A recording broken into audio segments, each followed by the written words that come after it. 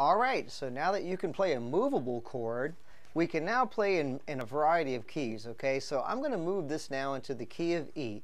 And our three primary chords are going to be E5,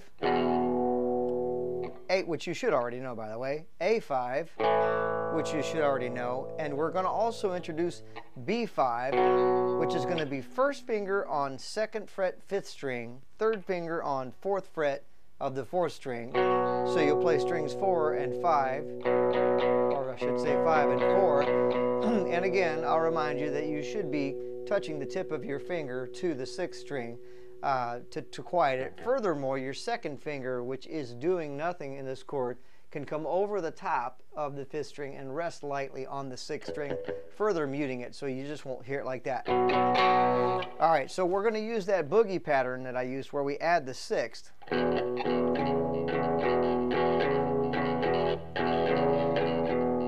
That's on your E chord right there. I'm adding my 3rd finger on the 4th fret of the 5th string and I'm rocking it back and forth. You'll notice that as I add my 3rd finger, I do not lift up my 1st finger. Like I'm not doing the teeter-totter seesaw thing like that. Keeping 1st finger down as I add my 3rd finger. That's the most important thing. You really want to keep that 1st finger down at all times. Let's go up to the A5 chord, do the same thing. Now on the B5 chord,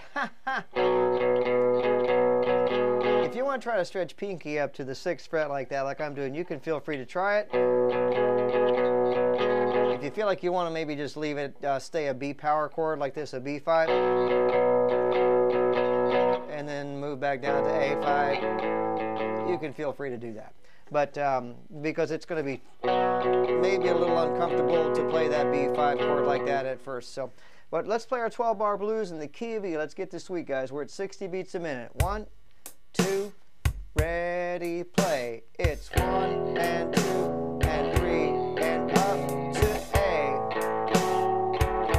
and back to E.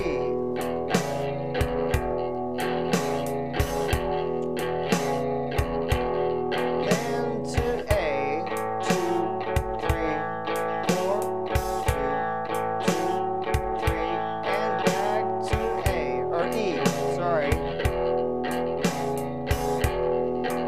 Here comes B, and to B, down to A, and then to E, and then B. One more time from the top. E, 2, 3, 4, A, 2, 3, 4, E, 2, 3, 4, 1 and 2 and 3 and 4 and A, 2.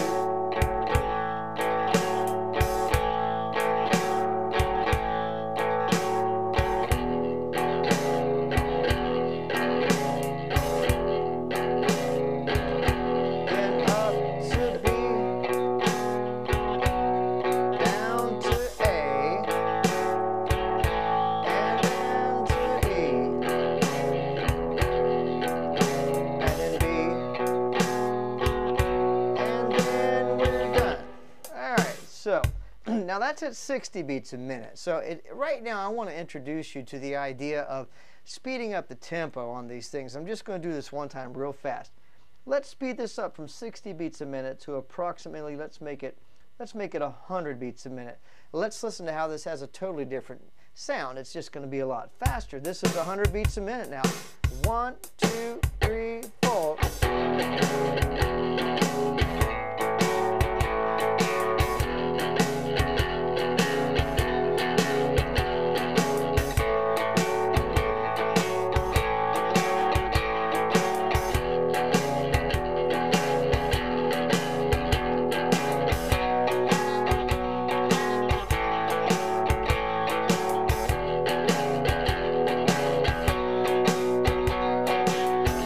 Okay, so that's just, if you speed the thing up a whole bunch, it'll just have a little different feel.